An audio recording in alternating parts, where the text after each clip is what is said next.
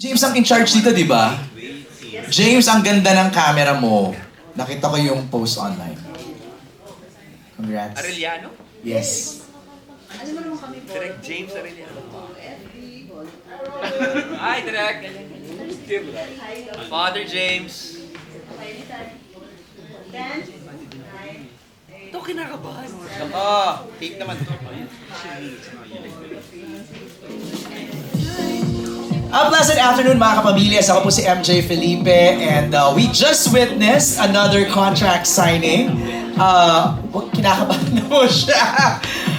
Kapamilya Forever here to stay. Another kapamilya renewing his contract with ABS-CBN. Not just his network contract but also the management contract with Star Magic. Pero bago yan, hello to everyone watching us right now online via Star Magic and ABS-CBN Entertainment's official YouTube and Facebook pages. Please don't forget to use our official hashtag for today. It's hashtag Kapamilya Forever Robbie. Ayun, na-reveal na kung sinong ating bisita.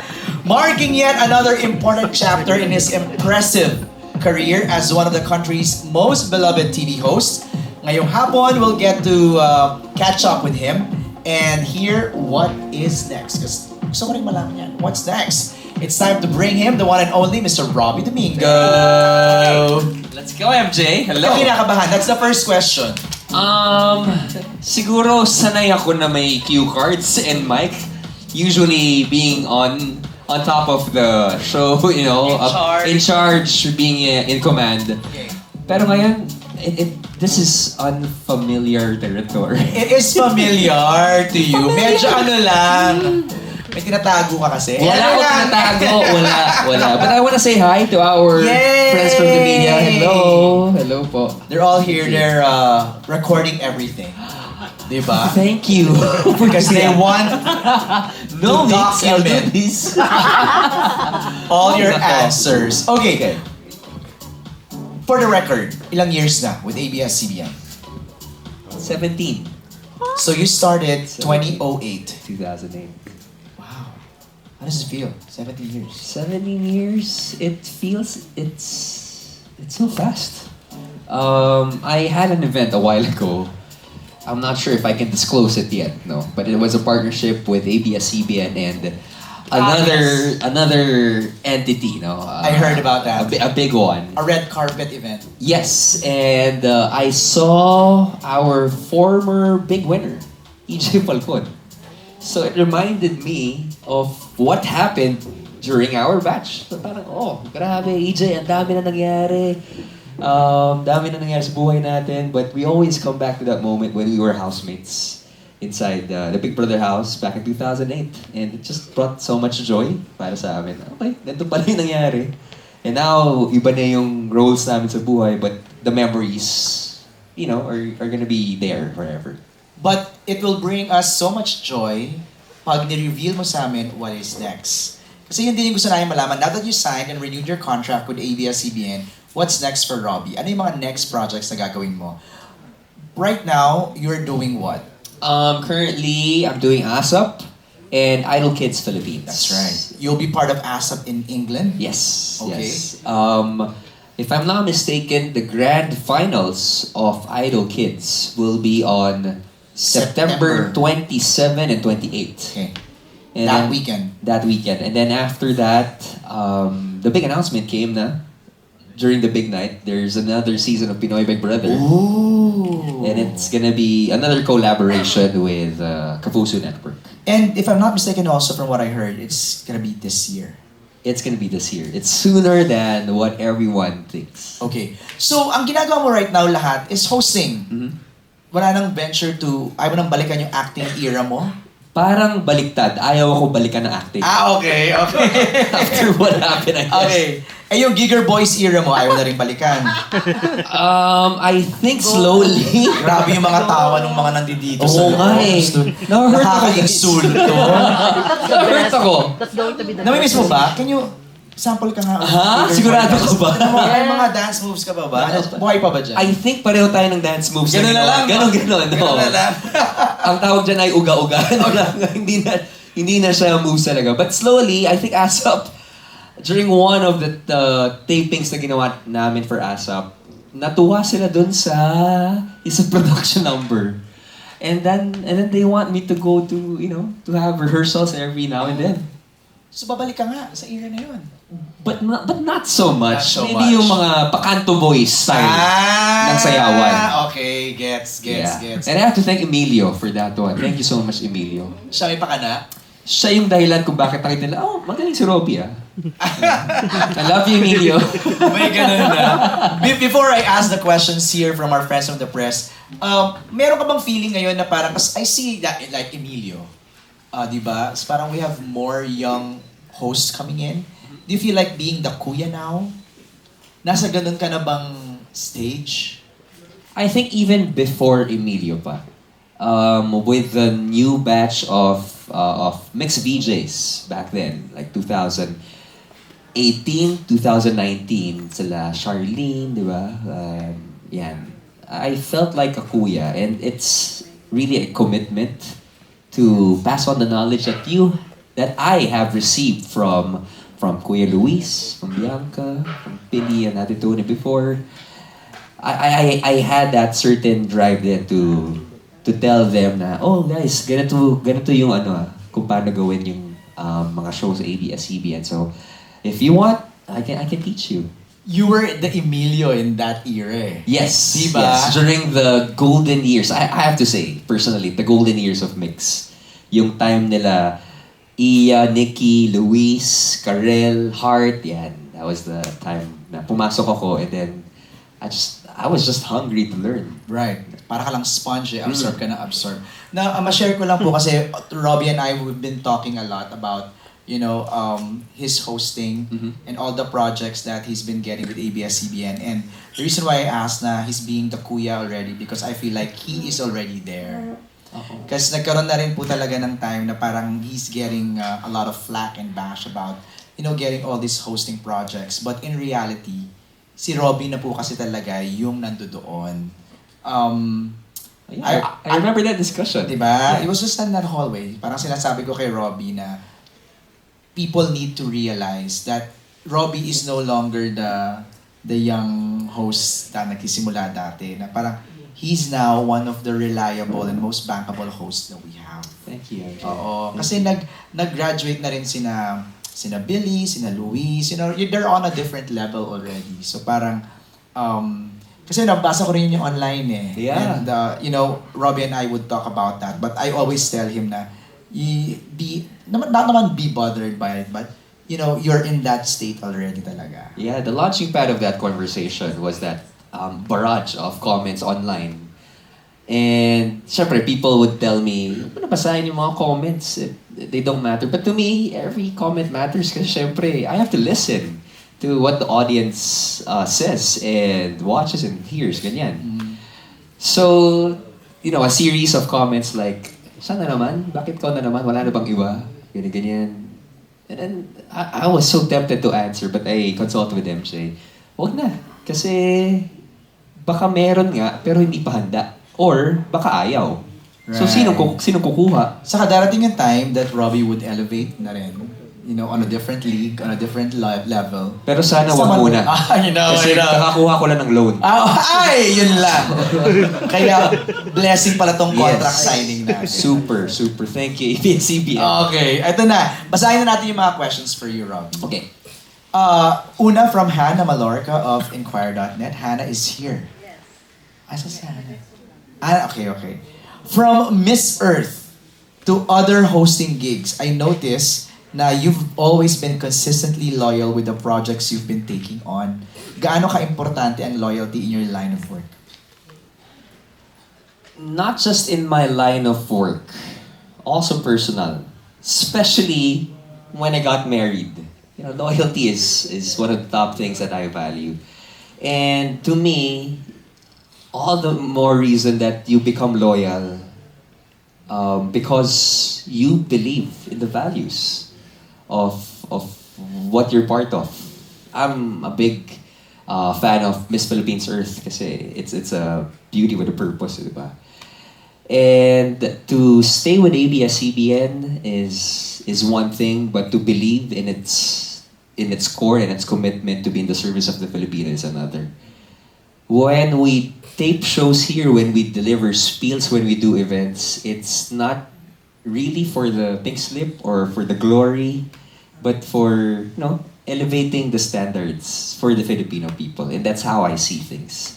And sana, yung passion na to, is especially with after everything that ABS-CBN has gone through, especially after the shutdown and the pandemic, I hope and I feel like most of the people who stayed, ganun yung gigil, ganun yung grit na maibalik yung ABS-CBN where it's supposed to be. Alright. I'm curious lang, so you've been hosting a lot of shows here. Meron bang international franchise that you would love to host pag nagkaroon ng Philippine adaptation? Oh, wow. Na hindi pa natin nagagawa here? There is one that I watched abroad, and I hope you guys can see that. It's called The Cube. The Cube. Yeah, it's an international franchise. Para siyang minute to win it. Para siyang minute to win it na may challenge, may na skill may challenge. Game ka na ba? Na Right. may Who Wants to Be a Millionaire type? Alam mo kung saan ka bagay? Ano yun? The Crystal Maze. Oh my God, ang tanda. Walang nakaalam. Hindi nyo alam yung The Crystal Maze. What is the Crystal Maze? So there are 4 areas in the maze. The Aztec, the Futuristic, the Medieval, and then the Industrial era. Okay. Tapos there are 6 contenders looking for crystals. The more crystals they have, the more time they have in the big dome to collect gold and silver. Can you produce it? I don't know. Oh my God, natanda ako na nasabi ko yung Crystal Maze. Crystal Maze. I'm so Titingnan sorry. namin sa Wikipedia yan. Oh my God. Anyway, moving on. From Juno of Rappler, Juno is here. Hi Juno, say hi to Robbie. You have been hosting PBB for many years. What new challenges have you encountered and eventually overcome in the past seasons where fandom culture for the housemates is at its peak? Wow. Especially with the most recent one, grabe. Yung Grabe, no? fandom interaction. To the point borderline na ng bashing, so many comments, personal attacks, not just for the housemates, but to their families. Even us, na wala naman kami ginagawa, nagkukwento lang kami kung ano nangyayari sa loob. Damay-damay na. And I would always consult with Ate Bianca with that. Ate B, ano gagawin natin? I have to pacify, those comments. But at the same time, this is our marker of success. If you have a different, way of looking at it, more interactions means they are engaged. And more engagement means you are there. Pinag-uusapan ka. I think that was that's the reason why we're having another season. That's the big reason why we're having Oh. another season. Kasi ang lakas talaga Sobrang nitong pinag-uusapan. past season. May kinalaman din dyan ng next question, which is from Biggs Almacen, right here in front. Oh no. Hi, Vix. Kung ikaw, wow, ganoon talaga no? Parang, kung ikaw ang Mabibigyan. gagawa ng isang special edition ng Pinoy Big Brother, anong klaseng edition ito at bakit? Ooh. Matagal nang usap-usapan yung All-Star. Yes, All-Star. And hopefully matuloy siya. Papasok ka ba? Papasok ako, paalam muna ako sa asawa ko kung papayag. But, Parang maganda nga yun, no? PBB All-Stars or PBB Winners and Losers. huwag na yung mga winners, masakit na yun. Parang panalo na sa 2 beses pa. Di ba? Oo, yung mga parang PBB All-Stars across all Big Four seasons. edition. Not just the Big Four. Top 3 na gusto ko pumasok doon. Baron. Okay, next. Baron should be part of it. Redemption. Top 3. Ang dami kasi. Pero ang hirap ha, taga lang. Rustum? Oh, BB. BB. BB. Wala na pala si Rustum, sorry. Sorry. Paalam na pala siya. BB Gandang Hari. And then... I don't know why she's in my head. Sino yun? Gabby de la Merced. Pero... Oh. Why not? I don't know. Biglang nag-pop up. So maybe Interesting mix. interesting mix lang siya. Oo. But you know, ang daming housemates na pwedeng pagpilian and hopefully it comes to fruition. PBB All-Stars. May idea ka na ba itong upcoming na collab again? Meron. Ay, meron ka na idea. Ano pwede mo i-share? Tayo-tayo lang naman to. Kakapirma ko lang, baka mawala yung kontrata ko eh. I'm so Papatayin namin sorry. yung record. But Tatanggalin namin yung record. it is so interesting and exciting. Really? More interesting than this last one? Siyempre, it's a different standard na ginawa ng PBB collab natin. Napaka-okay, di ba? Ito, parang, siyempre, it will depend on the task. It will depend solely on the mix ng housemates. Sige na nga, interesting. But it's gonna be so interesting. Okay, thank you, Robbie. Nina Rina Datu of Cinema One has a question for you. And the question goes, you've been called one of Kapamilya's best and most consistent hosts. Grounded, energetic, full of charm. Will we be seeing a new side of Robbie this time around?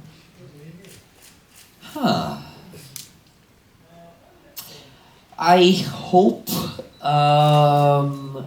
maybe not in the acting scene soon. Maybe. But I hope for a show, something like this. To bring back the talk. I hope that certain cycle would go back. Feeling ko nga bagay ka parang Jimmy Fallon. Something like Jimmy Fallon. Diba? Na parang gano'n na Jimmy Kimmel, Yeah. Jimmy Fallon, Seth Meyers, kind of talk na parang late nights. Late night, Diba? late night, laid back, or maybe in the Filipino market, morning show with Melay. Oh! So si Melay na ano mo ngayon, ride and die Huh? na partner. When it I comes think to the latter lang. Die lang. I Okay. love Melay so much. Thank you. Next is from... Nina, salamat sa question. Thank you. Next is from Jason Laluna. Jason! Asan Jason? Ayun, there you go. Hi, Jason. Certified kapamilya. In all the years being with ABS-CBN, ano ang pinaka-fondest memory mo as a kapamilya? Top of mind. So hard eh. I know, it's hard. So hard. I have built a lot of memories here, Jason, in the ABS-CBN compound. I can give you at least like 50 million. Uy! No. Pero seryoso, like from the start until the very recent, siguro top 3. When, as a kapamilya, as a housemate, I emerged out of that rocket ship ng Pinoy Big Brother 2008, a second big placer. Pero niyakap ako ng tatay ko, sinabi sa akin, "Anak, I'm so proud of you." I was second placer, but I felt like I was the biggest winner. As pre-med, ang sarap sa pakiramdam na to get that validation from my dad, okay na ako. Second, that would be another more core memory is in this family, in ABS-CBN, ito yung rason kung paano ko nahanap yung asawa ko. Through the ABS-CBN Christmas parties. Because the dad is just there. Yeah. The dad is just there. But it's a magical moment for me I to know. find her right here in ABS-CBN. And the third one is bittersweet. It happened recently when we had this official closing and opening of a new chapter for ABS-CBN. And that was just recent here when we said goodbye to the ABS-CBN Tower. So a lot of remarkable moments for me which shaped me into a kapamilya. A lot of highs, a lot of lows, but all colorful. All colorful. Diba? Robbie, please feel free to send your message and your love to all your fans who are excited to find out what's next. To all, of course, before our kapamilyas who are watching us right now, gusto kong pasalamat sa mga media friends natin for really taking the time to be here.